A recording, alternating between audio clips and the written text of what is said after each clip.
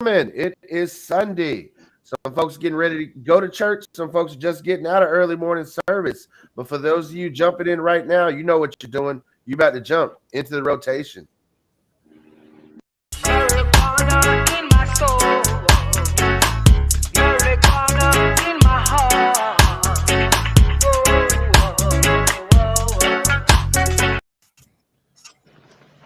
Well, again, happy Sunday morning to everyone.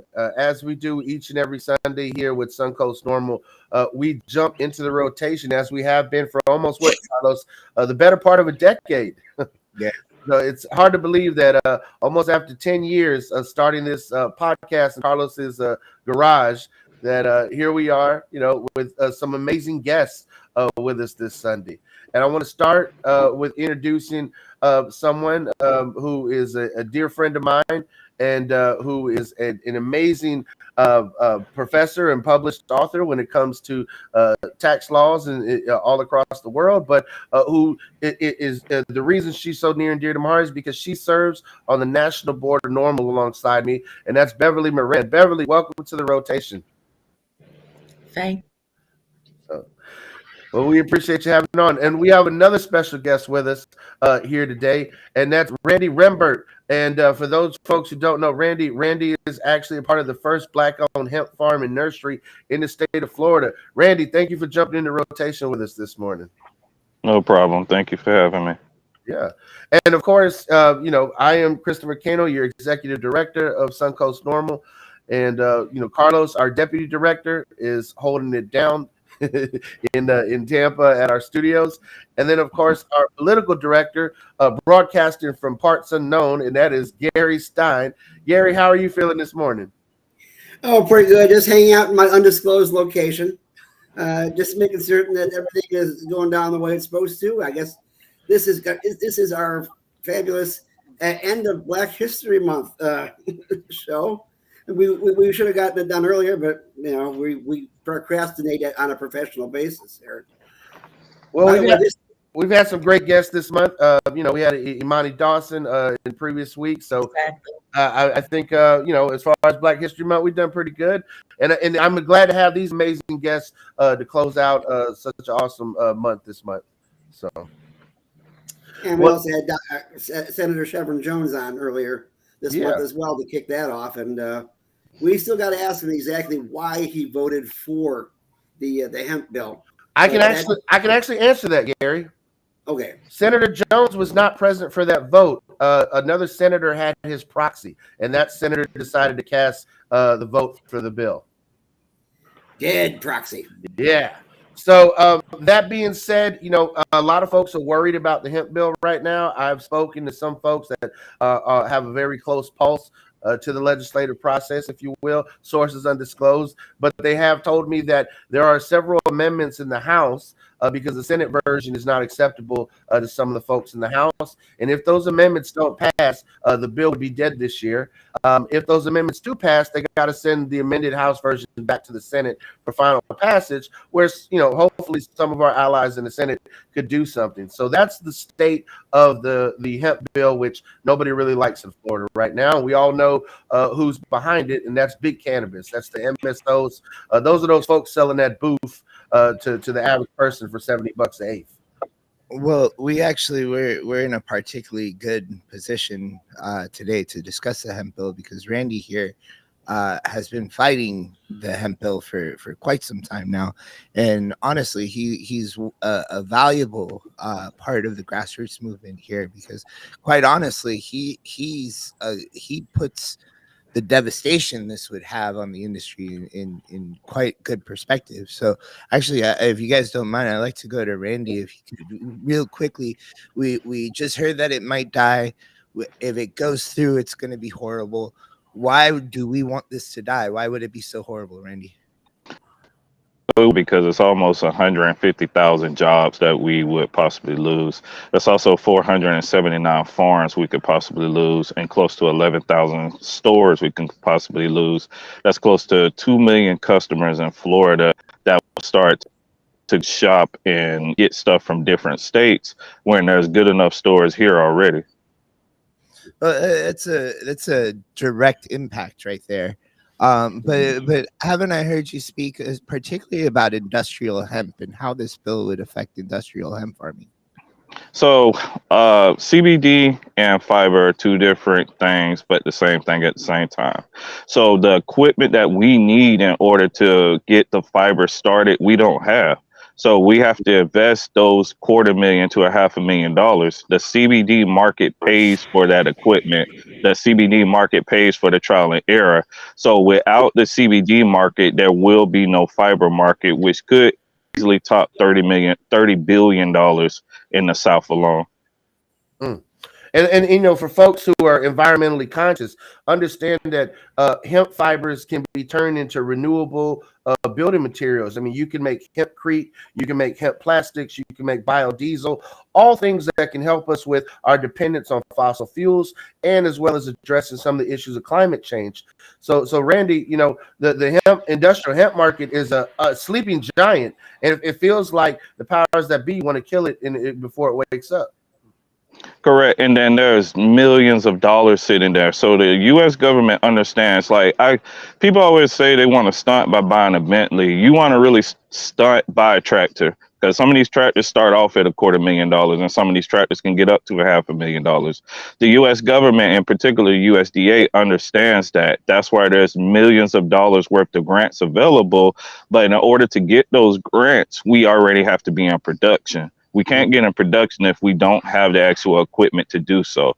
The U.S. Army alone has put up $150 million worth of grants. They want to go back to parachutes made out of hemp fiber. They want to go back to rope made out of hemp fiber. They're even giving special forces CBD oil to see how it has an effect on them. Hemp for victory. I mean, they ran propaganda films during World War II, encouraging farmers to grow it, to suspend the Marijuana Tax Act so we could, win our freedoms and beat the Nazis, right? Correct. Yeah. Wait, so they gave special forces CBD oil? They're testing trials to see the effect on it, because they want to see if it's going to increase their endurance and be able to deal with the anxiety. Like one special forces person said that pretty much you're always going to be cold and miserable, but it starts with your mind. They're trying to see if this can connect to where it can almost even out that anxiety and the stress that they have to go through. So there's current trials going on right now, and naturally they don't let us know the effects of the trial until a year or 2 years later. Well, I do know that the Israeli Defense Forces have actually, looked into this as well for their soldiers. Folks on reserve duty in Israel actually can utilize cannabis products. Obviously not active duty, but I think it's something to be said that other forces across the planet have already taken steps to utilize this. I mean, it feels like we're behind the times in America. I totally agree. I just feel like America is used to leading the way, and we're not leading the way on cannabis. We're almost 5,000 years behind Asia, which includes India, and then we're hundreds of years behind some of the South American countries.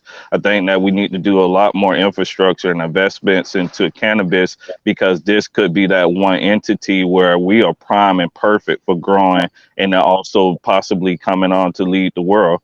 Germany, which I think has the third largest economy, just announced that they're even going to start getting into the cannabis market. I think it's bigger than the U.S. I think that we could take over the world if we're given the opportunity, but a bill such as this does not allow us that opportunity to build that infrastructure and to grow. And then the problem too, most people think that when it comes to farming, we just put a seed in the ground and then tomorrow there's a tomato. There's a 6 month to a year process from the time we put that seed in the ground. Two, failures happen, stuff happen, bugs happen, hurricanes happen. So even though we plant, it's still no guarantee that we're actually going to get a crop from it or a harvest from it. Randy, I actually see some plants behind you there. You're on your farm right now, right? Yeah, I'm actually in the greenhouse right now. So we have almost 600 plants going right now, various strands. And so before the week is out next week, we should have all of 600 in the 5-gallon plants and having them vegging out. We plan to veg possibly for the rest of this year to try to get almost a pound a piece. So that's the other thing too. If we veg fast, we're not going to get a huge yield, but if we veg long, there's no money coming in. So we can easily sit and baby this crop for an entire year and that's not one dime we're going to make. So we have to bet and hope and pray that everything goes right with this single crop. Otherwise, we just Well, thank you for bringing a grower's perspective to it, and obviously a small business owner's perspective. I want to switch now to Beverly.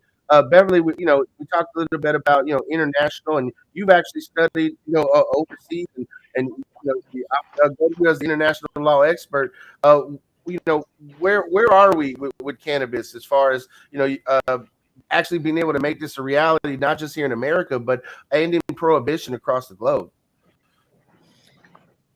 Well, a lot of that depends on individual countries because, for example, now with Ukraine and with Gaza, and anytime there's an international dispute, that international law doesn't have enforcement mechanisms, right? So if the International Court of Justice wants to have a finding against Israel, they can have that finding, but they can't make anything happen. Some other organization has to do that. And so, for example, in the United States, traditionally, we have used international law to prosecute and persecute people around cannabis. If there are international laws that um, include cannabis as part of like narcotics trafficking. But if there are international laws that are positive for cannabis, we just say we don't, we're not a party to that treaty, or even if we are a party to that treaty, we're exempting that provision. So at this point, there isn't, we're not as far along as, let's say, South Africa was with Gaza. There's no place that we can really go to bring our requests for a broader international system. On the other hand, and this is where organizations like Normal come in, most legal regimes, whatever they're called, whether they're called communist, socialist, capitalist, democratic, dictatorship, all of them at some point require consent of the people. Even like the worst dictatorships can't move forward forever without some consent of the people. And what organs like Normal do is help the people change their minds and push forward. So um, things like destigmatizing. I know when I was in high school, in college, I mean, really up until this very moment, for many people, any sort of cannabis use is a sign that you're an idiot, if not a criminal, right? So the more that people can come out, I mean, one of the things that helps me is that I spent my life as a tenured professor, right? But even then, um, because cannabis was illegal, if I had spoken out for cannabis, even as a, I could have lost my employment, right? So when people come out and risk their employment or risk public stigma or risk that sort of shame, it helps other people. It helps normalize, as we say in Normal, it helps normalize um, consumption. It helps normalize growing. It helps normalize the business. And that's then when political change takes place. Because unless you have hundreds of millions of dollars and you can just, ram something through a legislature, you need people. You need the people to speak. Unfortunately, what we're seeing is that you need many, many, many people to speak over and over and over again because the forces against legalization are strong in money and strong in connections. They're not really strong in terms of majority versus minority. At this point, through the work that organizations like Normal have done for over 50 years, we actually have a majority across the country who support cannabis for medical purposes and who support adult recreational use. But I wanted to ask Randy a question, because not coming from Florida, I don't understand what is the mechanism in this bill that would cause all this loss of jobs and of economic development. So the issue with this bill is that it specifically aims to make hemp illegal. So Delta 8, Delta 9, HHC, different products for any full spectrum oil, full spectrum tincture, pre-rolls, all would become illegal, and the bigger marijuana companies would be the only people that would be allowed to use them. Even in our situation, besides that, so with our farm, we're seed to shelf. So we make our own products or have them processed, and the process brings them back to us, but we also wholesale flour out. So if there's no market for Delta 8 money, our bottom line kind of relies on Delta 8. So the moment that Delta 8 becomes illegal, you're talking about potentially taking 50 to 70% of our bottom line away. And then when you're referring to our customers that rely on our flour to make their Delta 8, it becomes a situation where if I'm not providing that flour for them anymore, where they're going to get the flour from, because nobody's going to want to work with them because it's illegal to make the Delta 8. So basically what you're saying is that if we had an infrastructure for the bass and the herd ahead of time, we wouldn't even be in this situation as far as the farmer is concerned. Because as you know, hemp was used industrially back in the Middle Ages as the center of most European economies, especially Russia, who I believe also signed on the single convention back in the 1960s. Did they not? That's correct. And then also the Napoleon was actually overland. And then George Washington also made it law that if I got amount federal. And Beverly, if I could just jump in here, just to piggyback off of Randy's answer, what this bill does, not only does it like completely ban different variations of THC, but it actually redefines the federal definition of what hemp is. Hemp it bans all forms of THC except for Delta 9, but it caps Delta 9 THC per dose. So the way the bill reads is it reads that hemp is now defined as 0.3% THC or 2 milligrams per serving, 5 milligrams per container.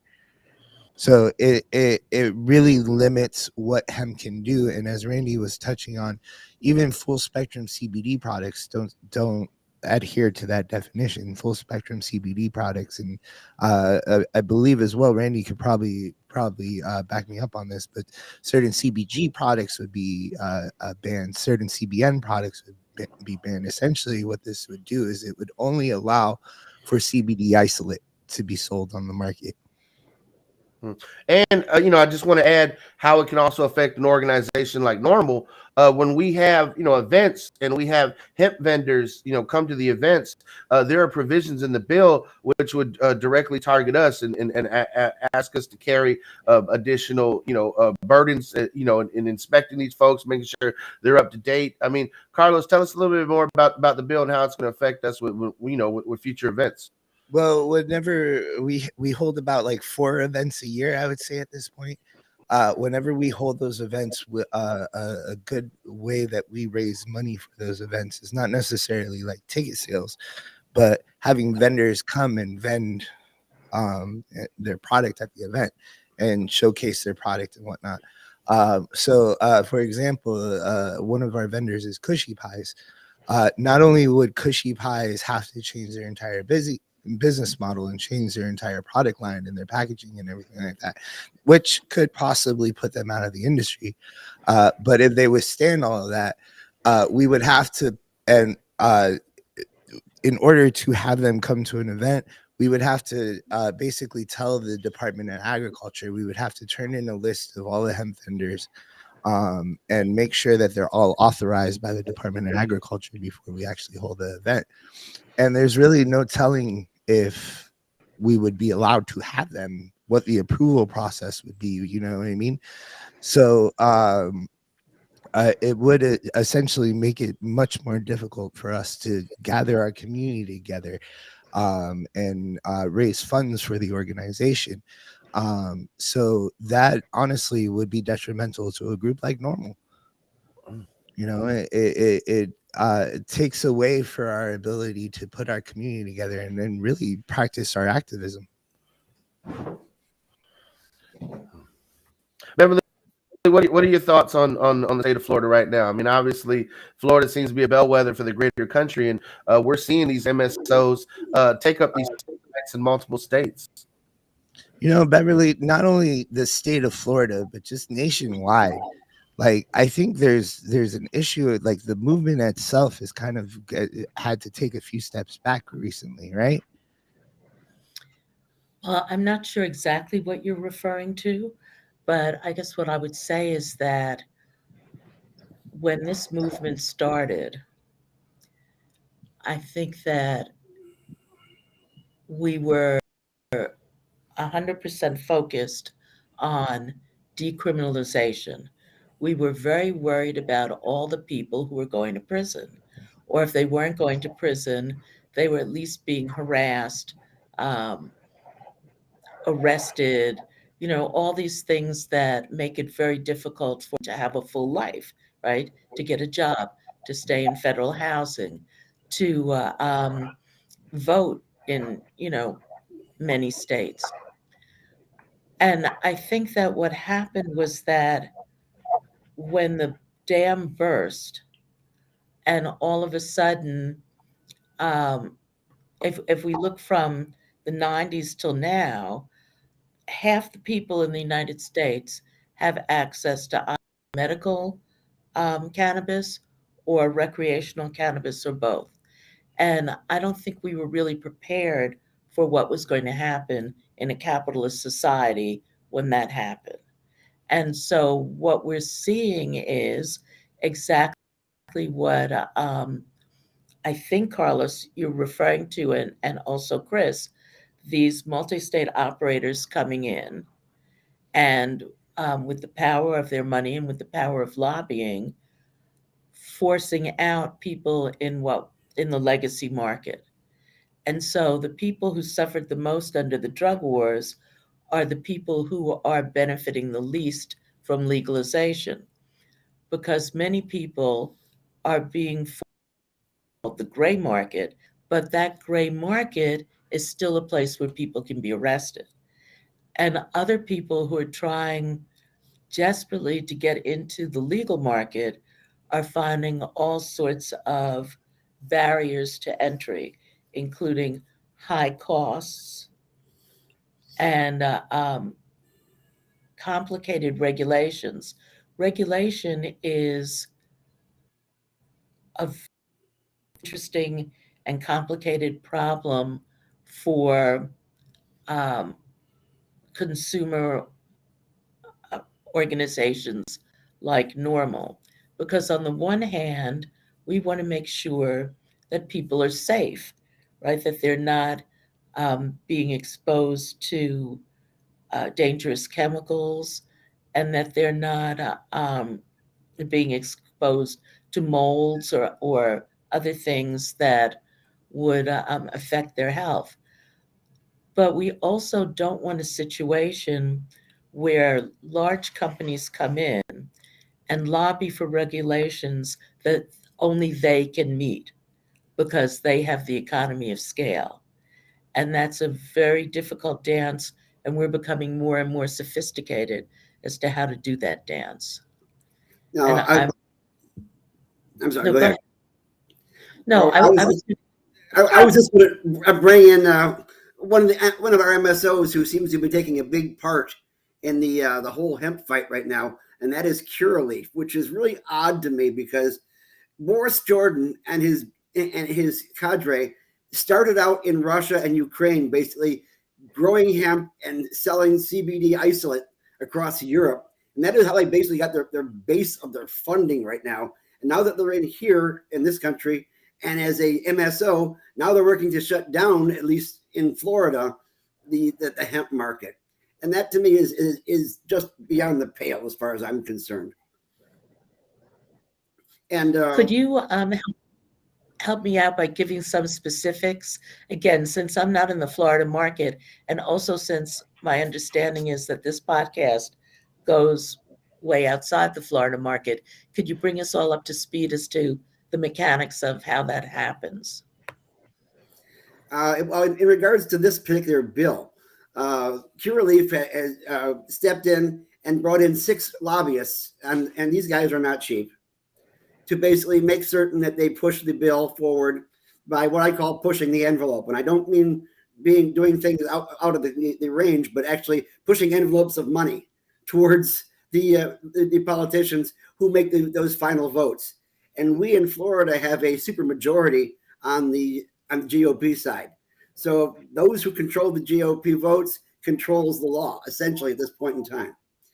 And it is this whole bill has been pushed on a fast track. We're only about a little past the halfway point in session, and yet this bill's coming to conclusion. Usually the only bills that come to conclusion this fast are the ones that are priority of leadership. And so they're looking to push this forward basically because of the fact that they want the MSOs to thrive. My cohort here. Your cat likes what you're saying. No, absolutely. She also likes getting involved in the picture. Gary, you can almost be Dr. Evil with the cat on your shoulder.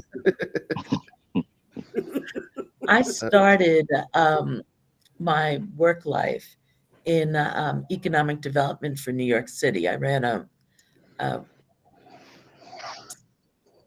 business retention program for New York City. And one of the things that is true economic development in urban settings, it's that small businesses produce most of the employment, the new employment in any state. And that large multi-state businesses are not generally producing new employment. They might be bringing people into the state or sending people outside of the state, but their net employment tends to be pretty stable. So it's difficult at first glance to understand why economic development programs and legislatures almost always favor large businesses over small local businesses. But the answer is politics. I mean, those are the businesses that can create the relationship with the legislators. And most legislators do not have the capacity in terms of staff to understand all the ramifications of the bills that they're being asked to pass. And often lobbyists just come in with the full bill and say, we support this full bill. So even legislators who are trying very hard to support their constituents can sometimes be fooled. To give you an example, outside of the cannabis space, in 2000, I'm sorry, in 2019, I think it was, John Lewis, who's was a very progressive congressman from Georgia, proposed a bill that was entitled something that gave the impression that doing good for taxpayers was the basic point of the bill. But one of the provisions of the bill was to prohibit the Internal Revenue Service from ever providing free filing for taxpayers. And that provision was put into the bill by large paid tax preparers like H&R Block and TurboTax. People who are interested in more of this, if you go to ProPublica, they have a whole series on this. And it wasn't until there was enough of an outcry that Congressman Lewis and his staff understood the significance of that provision and were able to take it out. So some of it is, straight pay for play, and some of it is, slipping things in.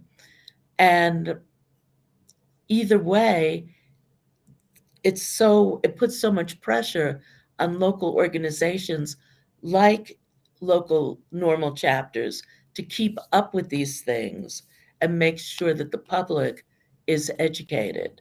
And I'm very impressed that a lot of what's being discussed today is specifically that people can write to their representatives about or call, and in other ways let their feelings about the bill be known. Well, sometimes it really helps and have an expert summary, an expert analysis of this bill, because a lot of them are very insidious, and not just with a poison pill slipped in, but like, for instance, when we first got started with this market, they started out with this ridiculous idea that you had to have at least 30 years in the business in order to be able to get an application in, which essentially was cutting out a good portion of the black farmers in the state of Florida, because like they lost 97% of their land over the last 20, 30 years. And so they threw in the idea that, well, if you belong to the Black Farmers Agriculturist Association and were a member of the Pigford class, then you would be able to apply for this one license that they were going to give out on a minority basis. And there was two problems with that. Number one, of course, having only one license, that's not equity, that's tokenism. But secondly, you're talking about a class action that occurred in the 1990s, 30 years ago. The people who are already aging. And so what a surprise that the average age of the people who had farms was approaching 90. And so the people who actually won, Monton Hopkins and group, the gentleman died at age 84. And they have decided at that point in time, you cannot give it to your relatives. So it's been held up in court ever since, and we still don't have a license that was promised to us in 2017. So that is the kind of forward thinking that a lot of people don't even think about when approached with regulation. And that is how we deal with things in Florida. But I had a very good question for you, because this has been in my mind for a while. 408E, who was it intended to knock down? Big business or small business?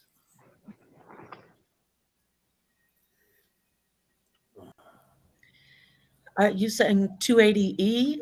Yeah, I'm sorry, 280E, yes. Okay. All right.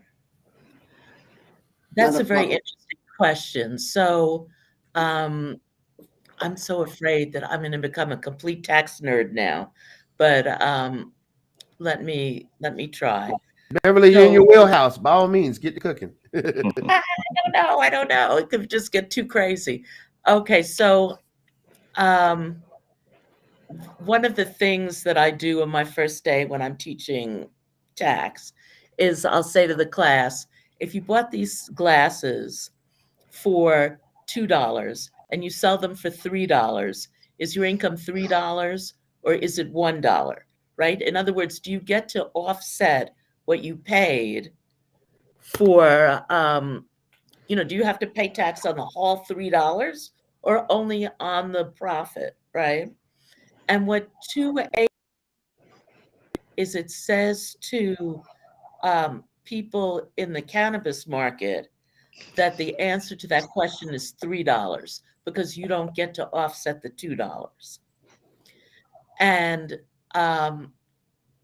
that creates a very difficult situation for people who are trying to get into business, because as the rest of you, I'm sure, can speak to more than I can, most people who go into business with not enough capital. and hope that they're going to be able to do things like reduce their taxes, get some grants from government, find maybe some low cost area to do their work, and pinch and save to move on to the next level.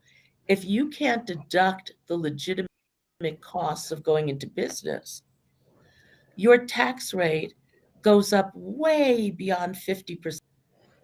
And so in the example I gave, if you buy it for 2 and you sell it for 3 and you get taxed on 3, you might end up paying $1.50 in tax. Well, you only made $1, right? So the thing is that a small business cannot sustain. So to a large extent, the small businesses are the ones that fall first in that situation. Number 2, this is outside of the tax, well, this is outside of the cannabis area, but in the tax weeds.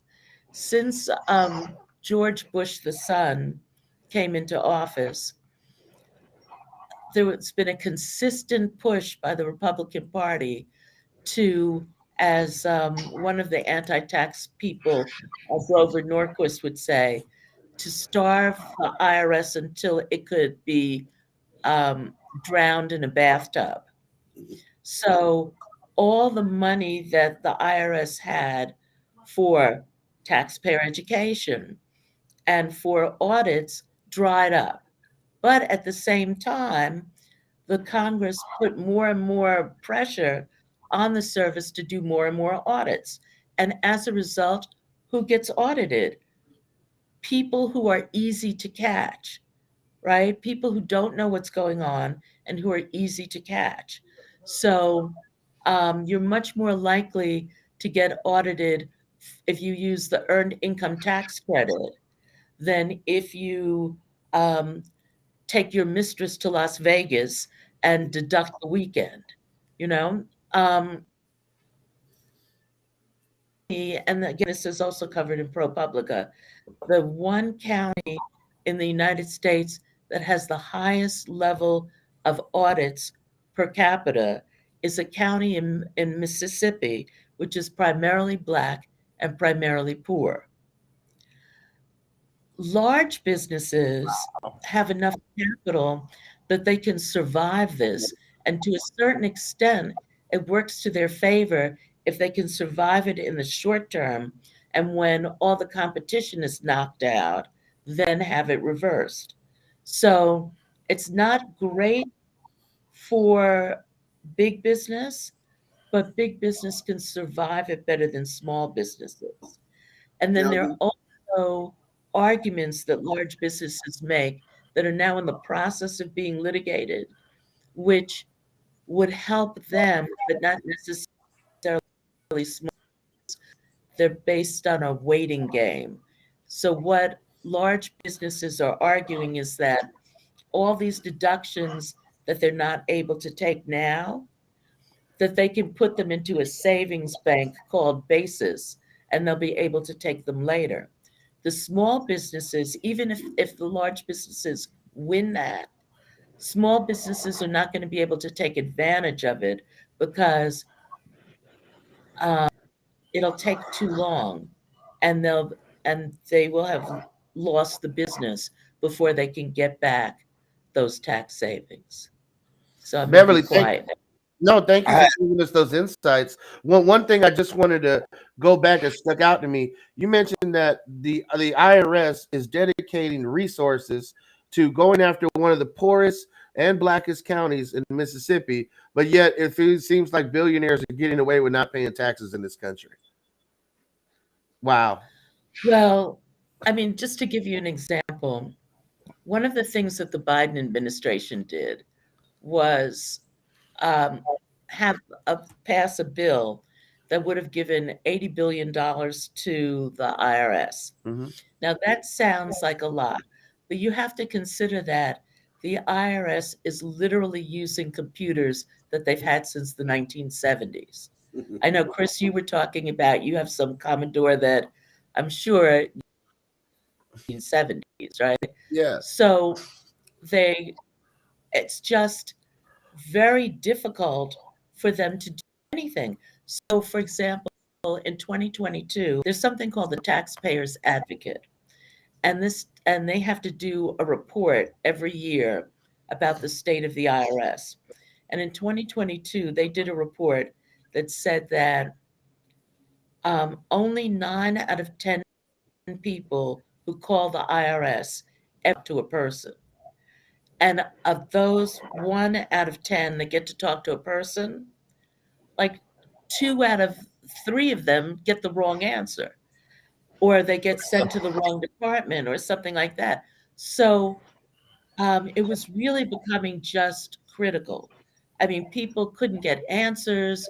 The IRS had 30 million pages of returns that were over a year late in being processed, on and on and on. So that $80 billion was supposed to take care of that. And one of the provisions in that 80 billion was to force the IRS to do audits of wealthy people. People who had $1 million, $2 million, $3 million or more dollars in income per year.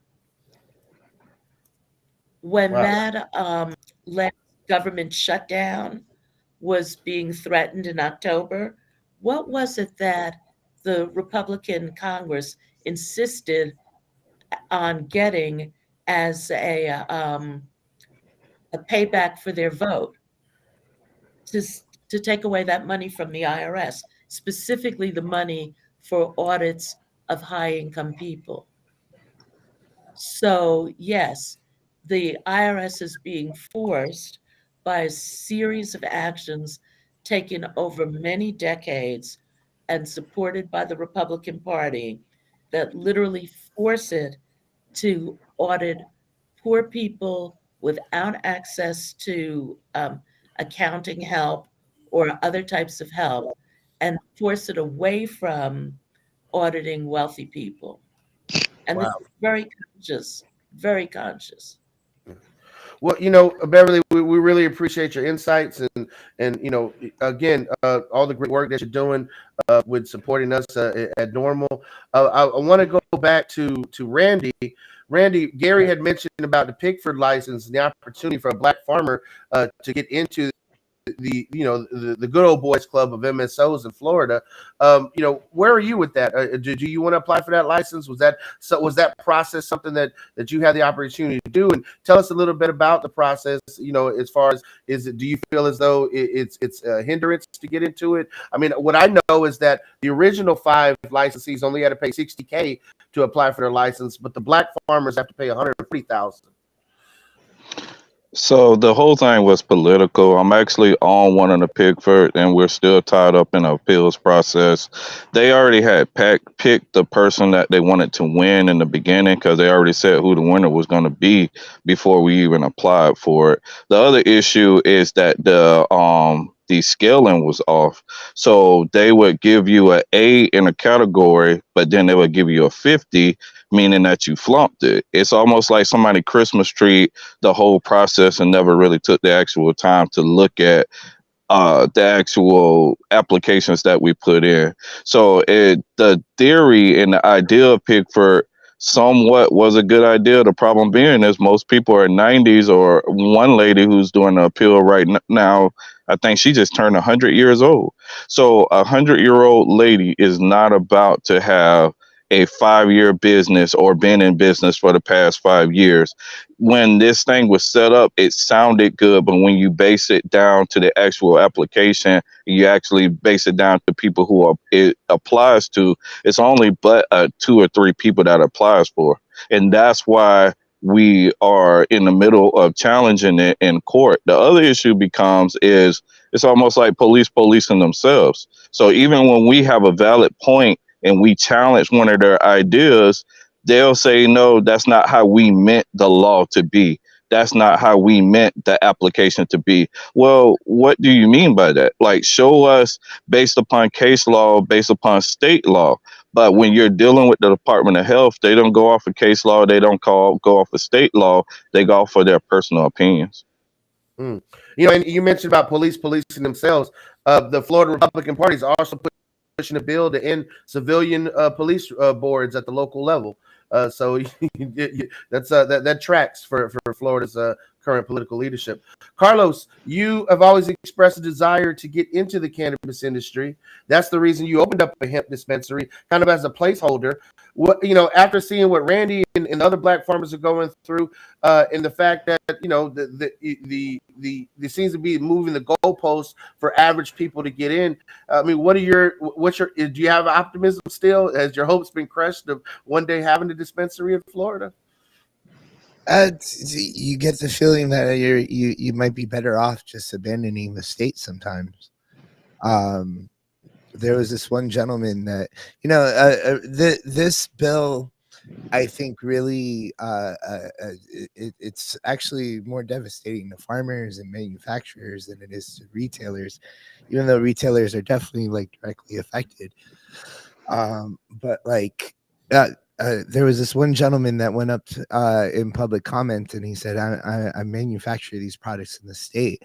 I'm just going to move out of the state and then sell back to Florida. Like, I'll just sell online to Florida, you know. You know, as things progress over time, I'm sure I'll be able to own a dispensary. It's taking fucking forever. And the law, it's crazy because it says you cannot stop, you can impair interstate commerce, but every state can impair intrastate commerce. Yeah, they can shoot themselves in the foot, but they can sell to other states. And I can see a lot of other states saying, "Hey, Florida is open because they can't sell to themselves." You know, this bill on the House side saw an appropriations committee twice. They wanted to look at the financial impact of this bill twice in the House. You know, and one of the reasons why they did that, which I think is very important to point out, is that they decided halfway through to amend the bill to add $2 million to law enforcement budgets to arrest people, essentially, and get testing equipment to see whether or not it's hemp or cannabis. So that, first off, it's fucked up. It's criminalizing the industry. But there's a big idea of there's going to be this horrible financial impact to the retailers in particular. And, you know, a lot of grassroots activists, which honestly the legislator has kind of laughed at, but it's a good idea. A lot of grassroots activists have said, you know, if we're going to pass laws about legalization, you know, coming in November, about this amendment coming in November, maybe we could pass a law or add an amendment to this bill saying that permit retailers for hemp could be allowed to sell this on the adult use market. And that would certainly help the situation. And honestly, that would shut me up. From a it's a long shot, dude. Like, it's a long shot. Like, the intentions of these bills are to get people like me, people like Randy, out of business and to promote the current license holders. It's a long shot, but that would be definitely a solution to the financial impact of the hemp bill. So it's funny that you say that, because FDAX has made it clear that if, in fact, that the incentive passes and get voted in, they would allow hemp farmers to grow weed as well. The problem being is that they're talking about leaving it in the Department of Health. Department of Health is to regulate health products. Once it's recreational, it's no longer a health product, it's an agricultural product. And the Department of Agriculture would be one of those people to regulate that. So that's where it becomes confusing. Will it be FDAX or will it be Department of Health? Because if it's Department of Health, it contradicts the very writings that we have in our state constitution. So there's so many gray areas and there's so many questions that goes into effect when it comes to when it starts to talk about recreation. Now, the other underlying issue, like I said about farming, this is a plant. Before it's said and done, there should be 47 marijuana companies in the state of Florida before this year is out. 47 is not going to be able to keep up with a possibility of 50 million customers. We get 130 million customers Well, tourists annually in the state of Florida. On top of, we also have almost 23 million people living here. There is no way possible for them to keep up. If you've seen lately, Cookies is being sued, and I think it was 9 other different people being sued. Why? Because they were selling weed that they said was weed, but it actually was hemp. They had to sell the hemp because it's not possible for that smaller number of people to keep up. There's actually a shortage right now. And the reality of it is these crops don't grow overnight. It takes time. I'm hoping that they figure that out on the state level and do, in fact, allow it to be regulated just like any other crop, just like a tomato. Like we are a nursery. So I have somebody come check on the nursery, then I also have somebody come check on the hemp. The Department of Health, which is also so heavy, one of the most lobbyist paid entities in the state of Florida.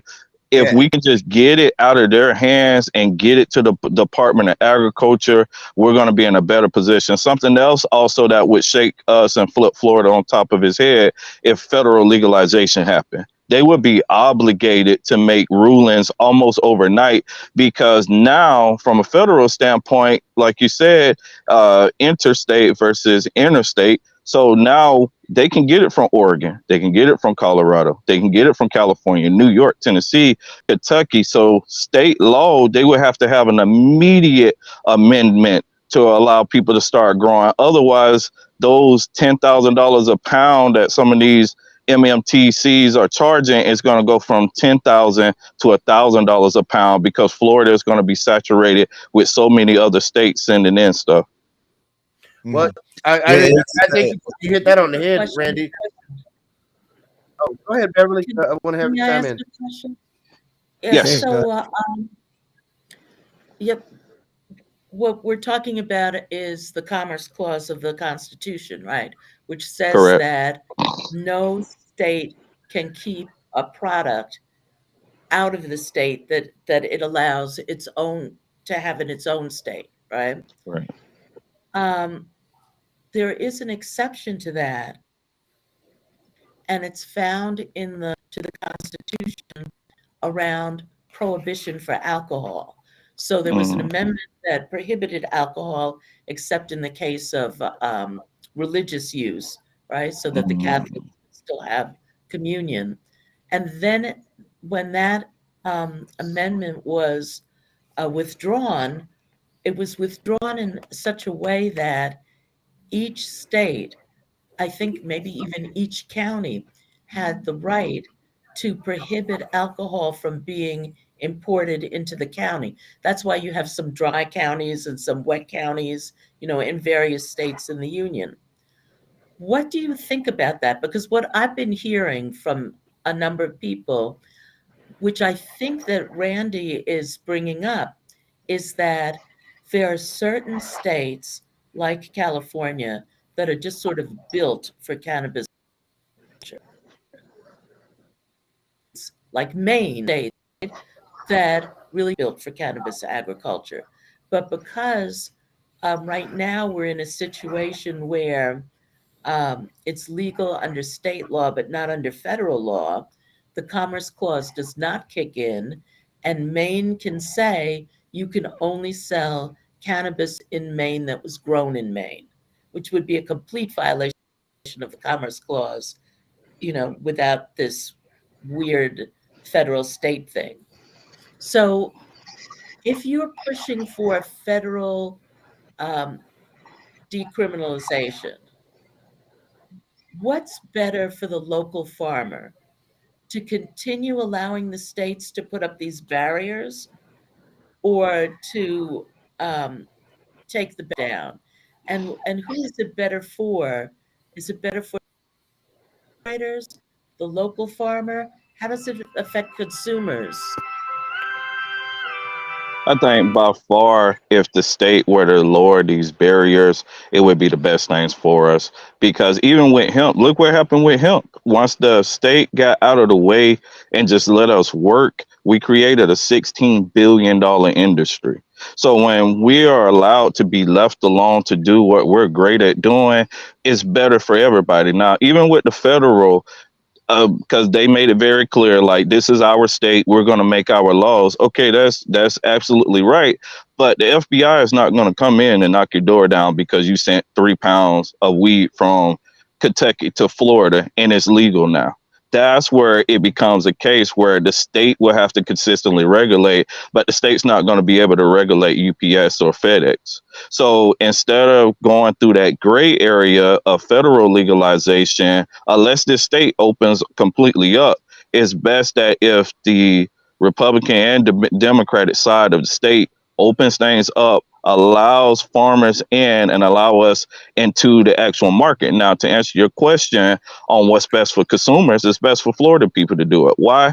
Because I've been to those farms in other states. I have visited them. I know what they're doing. I know the chemicals that they're using. The chemicals that are legal in their state may not be legal in Florida. We're organic growers. I actually invite people out to the farm all the time to come visit. So when you have a local source where you can actually go see that plant, you can go see that cow, you can go see that chicken, you can go see that fish where it's humanely processed and done right, there's a little bit more safety and peace of mind you can have. And there's nothing against California. There's not nothing else. But this is also the same week where they announced that possibly half of the street marijuana that people are taking in are actually coming from the Chinese government. So when we have these type of issues, it's in-house where we can be properly regulated. Like I said, I get 2 trips a year. Sometimes they randomly pop up. So sometimes I might get 3 trips in a year. FDAX visit me. I'm on a first name basis with FDAX. FDAX knows who I am. So they're going to come on, and if they see me doing something unethical, they're going to call me out. How can you call out the unethical farmer in New York? How can you call out the unethical farmer in Seattle? There's no way possible. So when we're keeping it home from seed to shelf, that's the best way to handle it, because people can come over, check us out, know who we are. Because even with the current laws, if you were to scan, the barcode would take you to a picture of the actual crop that I harvested. That's just how much we actually have it down. The problem is that the state is trying to change things to favor other people. Yep. Randy, where is your farm, by the way? We're in Hawthorne, Florida. Hawthorne? Where is Hawthorne? That is 30 miles east of Gainesville, Florida. Okay, Alachua County. Gotta love it. Yeah, Putnam, right on the mark, Putnam County.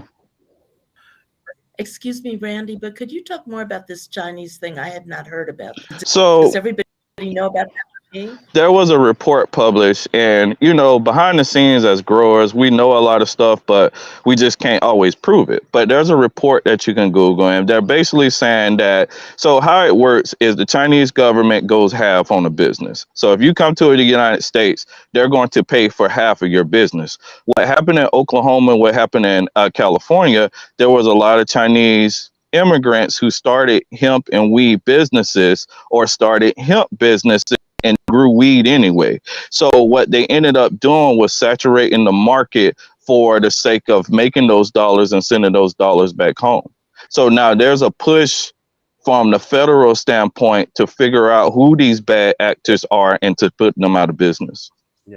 And Beverly, to catch you up, there was a study done, I believe, back in March of last year, where it appeared almost half of all illegal grows in California were being run by the Chinese triad, in kind of possibly in conjunction with even the Chinese Communist government. So, I don't want to get all conspiracy theory on it, but sometimes the Republicans are with their conspiracies about the Chinese coming together, may not be too off the mark. So I know that this doesn't help with the conspiracy theory stuff, but a quick Google search of China illegal weed popped up a bunch of articles. And I should note that yesterday in a Haley concession speech after she lost South Carolina, she said, we are going to secure our borders to stop the fentanyl coming up from the South that could wipe out the entire country. So once again, it's not the Chinese guys. It's people seeking asylum from having their heads cut off by the cartels. Right. Look, I want to say very clearly to any Biden administration officials watching, any folks who have Mary Garland's here, this is an election year to take a bold stance and do the right thing by the people. Federal descheduling makes the most sense. Cannabis should never been Schedule 1, let alone on a controlled substances list. As Ray pointed out, is an agricultural product. And also at the state of Florida, you're right. The Department of Health, with Surgeon General of Florida, who is mishandled both COVID and the measles epidemic that we have right now because of his anti-vax stance, is not the right person. I prefer that. You're right. We should have cannabis regulated by a cabinet officer that's elected, like the Commissioner of Agriculture in Florida. I think it's that important that we have some, like, for example, we don't like what Will's doing right now, which clearly a lot of us don't. We can vote him out in the next election. And I think that's a lot better than having to deal with a bureaucrat appointed by the governor. Right. I think that's a lesson that gets lost in the whole, because we get so pissed off about the MSOs. They're like, fucking Curaleaf and True Leaf and everything. But it's important to point out that the Department of Agriculture is right there lobbying this bill. They do not want hemp. To get into conspiracy theories, right? Most people that go up to Tallahassee and do public comment and talk to these legislators were visited quite frequently by the Department of Agriculture inspectors. And as a matter of fact, it's not unheard of for somebody to like walk into that room and to just tell their friends. It happened to me. I was inspected while I was during a committee hearing. So yeah, like they targeted us during these hearings, possibly because they knew that we weren't going to be there. But conspiracy theory, let's just go ahead and say that. And Kathy Mears tends to go to these meetings quite often, get quite upset whenever somebody says that. Well, Kathy, we want to have you on the show. I've been trying to get Welton Simpson on the show. I live practically a stone's throw away from Trilby. I've been told you're not supposed to throw stones at Trilby, but I could practically take a golf cart and go over to his house right now, but he wouldn't come on the show. So, Kathy, we're asking you to be the spokesman. Stand up for your department. Explain everything to us because we need some explaining to do. Well, we're coming up here, show. I just want to say, folks, to vote no on House Bill 1613. Contact your legislators. Go to myfloridahouse.gov and tell your House representatives vote no on House Bill 1613. It's so much easy just to go on there. You can find who your legislator is based on your zip code, on your address, where you're registered to vote, and tell them to vote no on House Bill 1613. Beverly, Randy, thank you so much for joining us for an amazing program today. We really appreciate your insights. Beverly, I want to thank you for all the great work you've been doing for so many years on the normal board. Randy, thank you for being a trailblazer in Florida. And if you ever need any support from Coast Normal, you have our Wax. Yeah, Randy, I need to get prices per pound from you. Okay, I can do that for you. Yeah, it was an honor to meet you all. Thank you very much. Oh, and Dr. Moran, quick question. Yes. USDA loans, taxable or untaxable? I'm sorry, I didn't hear you. USDA loans, are they taxable or untaxable? Okay, so loans are not taxable. I mean, just receiving a loan is not a taxable event. But sometimes the interest that you pay on the loan can be deductible. Maybe I'm not understanding the question, but loans are not subject to tax. So if I loan you $1,000, you don't have $1,000 worth of income. If you pay me back $1,000 plus 200 interest, you might have a deduction for that 200 interest, and I might have income from the 200 interest. Is that what you're asking? Well, here's the deal. The 2018 Farm Bill opened up the market to allow USDA loans for hemp farmers. Drastically underused right now in a market where so many farmers don't have the capital to appropriately not only plant it, but also harvest it and possibly even the infrastructure. I get your point. You're talking about 280E. Yep. Yeah. Back to that. It should not be income under 280E because it's not 280E. And this is an interesting point about how the multi-state operators have been doing some of the work around 280E, but sort of stretching it out so that it doesn't come through in time for the smaller operators. But they got it corralled so that most accountants agree that 280E only applies to things called deductions. So receiving a loan would not be a deduction, and therefore 280E would not apply. That's at least the argument. And so far, unless you tell me differently, and I'd be happy because this would be a great little article for me. Do you know people who've gotten these IRS has tried to tax them on them? No, I just know that the loans are vastly underutilized. And So I have a point to that as well. Oh, go ahead. I'm sorry.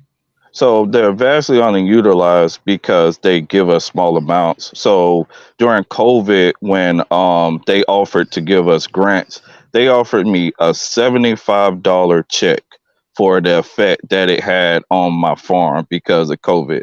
So it's not that we don't want to apply. Also, it's a year process. So it's a year worth of paperwork, it's a year worth of calls, it's a year worth of inspections before they actually transfer the money in your account. And then when they transfer the money, they're going to give you half of the money. If you don't do what you're supposed to do within 90 days, it's no longer considered a loan. I think they consider it it's no longer considered a loan. They transfer it to something else. But after you do what you're supposed to do within those 90 days, they give you the other half of the money to basically finish what you have started. So we are interested in the loans. It's just what they're willing to pay versus what we need in order to grow. The numbers are not numbering. We need a close to $250,000, maybe $500,000. They're only interested in giving us $5,000 or $10,000. or maybe a subsidy like the corn industry. Right. So even a subsidy. So that's what that I was actually offered, was a subsidy because of COVID having an effect on the business. But they only offered me $75 as a subsidy. I still have the email. They only offered me $75 as a subsidy. We're not really considered a specialty crop like a strawberry or like a honey. And until they start to view us higher, the money's just not going to be there. So there's possibly $500,000,000 sitting on the table, but what good is $500,000,000 if you're only going to give us $5,000? $5,000 is not even going to pay for my seeds. I just got this soil yesterday. That was $2,000 alone. So I mean, and this is for 1,000 plants. Meanwhile, if we want to really do it, we need about 5,000 plants or so, which we plan to do 5,000 before the year is done. The point is that we could spend $10,000 on soil alone. We could spend another $10,000 on genetics. That's before labor. That's before irrigation. That's before the harvest. That's before drying. It's a very expensive but lucrative market, but we need the federal government, in particular the USDA, to come on board to give us those monies like they do a cow, like they do milk, like they do eggs, like they do poultry. At one point when the heat got bad, I think 2 years ago, the USDA was paying people $2,500 a cow. Some people, they were paying $2,700 a cow. Pay us our worth in hemp. If we're losing pounds and the standard market is, say, $300 a pound, pay us $300 a pound like you do everybody else. Don't undercut us and offer us dollars for the work and everything we put into it, because at the end of the day, we're still going to take a loss. We're just trying to limit how big of a loss we take. Randy, thank you for your insights, and we really appreciate you, having a pulse to this. And we would love to have you back on for a future episode to really talk more in detail. It seems like you have a great grasp of what's going on and the challenges that not only Black farmers are facing, but people in the hemp industry in general. And so I really appreciate you as a guest today. Again, Beverly, it was great seeing you at the normal board meeting this weekend, and I'm so glad that we continue to work together. And Carlos, I think it's time, as we let our guests go, to close out with the normal news.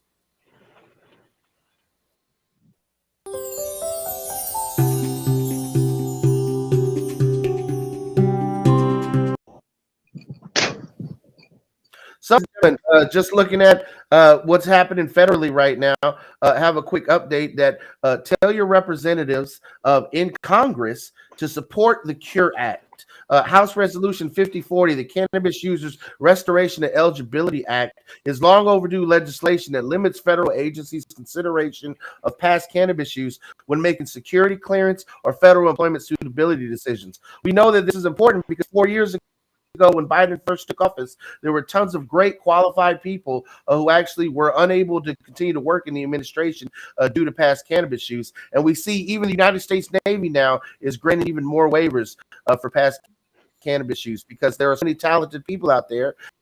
But cannabis is so because it is used for so many medicinal reasons, such as anxiety, such as chronic pain, PTSD, and it just makes sense to allow folks to be able to work in federal roles without being discriminated against for being cannabis users. That being said, I had the opportunity this week to work alongside our deputy director at National Known Paul Arcatano to testify in the state of Maryland, asking for an end to workplace discrimination for cannabis consumers, basically ending urinalysis as a form of showing that someone is intoxicated in the workplace, because we all know that cannabis metabolites can show up in your urine essentially days, weeks, months. God bless you. Thank you. I'm sorry about that.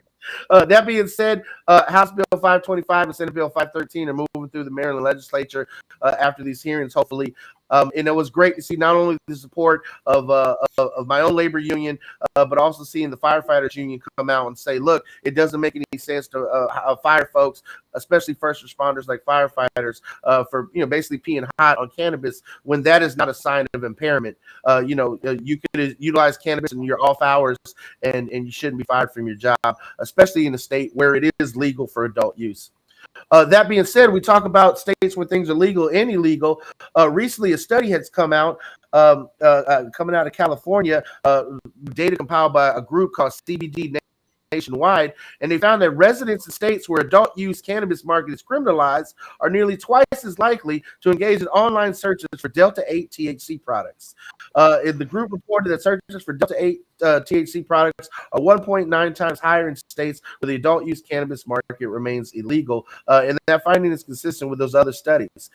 Data published in the Journal of American Medical Association in 2023 similarly determined that consumers are much more likely to acknowledge using unregulated Delta-8 products in states where cannabis is prohibited. Look, the fact that we have a burgeoning hemp market is because of prohibition, and that the legal market in Florida has been limited to certain players. And if the market was just opened up by the government, it would give the opportunity for folks like Carlos, like Randy, to be able to utilize and grow full spectrum cannabis without having to be limited to just hemp as a crop. That being said, in the state of New York, regulators have finally approved the home cultivation of cannabis. So shout out to them for actually getting it, together there. As an adult legalization state, New York is among a minority of them that currently does not permit adult use for home growing. Florida, should we pass the Smart and Safe Florida Act in November, if the Supreme Court allows it to go onto the ballot, will not have home grow, even though we would be an adult use state. So that would be an additional, essentially, either bill that we're going to have to push through the legislature or a direct democracy initiative we're going to have to work to get on the ballot. Lastly, I want to talk about what's going on in Arkansas. The Attorney General signed off on a proposed ballot measure to expand their medical cannabis access. That being said, the proposed amendment improves existing law by expanding the pool of practitioners who may recommend medical cannabis and by increasing the total number of qualifying conditions for patients. It also allows patients to receive additional recommendations via telehealth appointments and extends patient registration in the program from 1 year to 3 years, among some other modifications, which would be great in Florida. I mean, folks are having to renew every 270 days. At least they have telehealth renewals.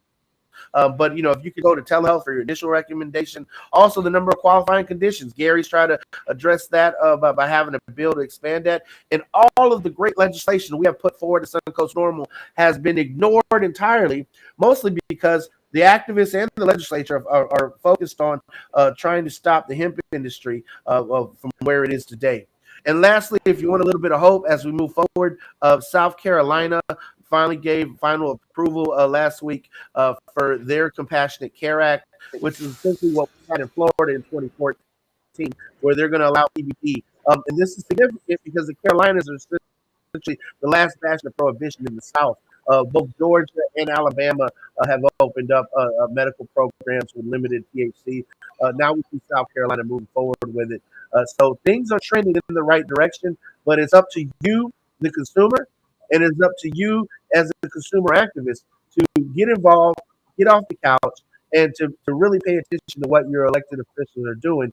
Otherwise, you're going to learn some of these lessons that we're learning the hard way here in Florida. And if you're thinking about getting involved, if you want to do something and you not know where to go, look for a normal chapter in your state.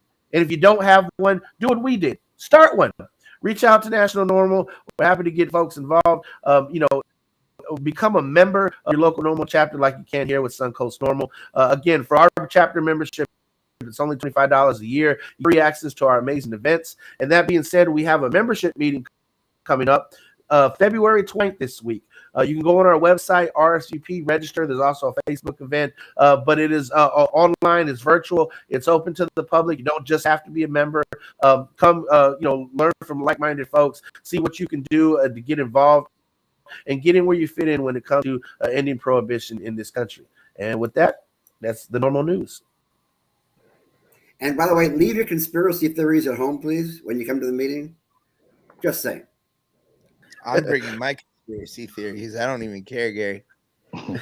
Well, Randy, Beverly, thank you again so much. Carlos, you got anything to say as we close out?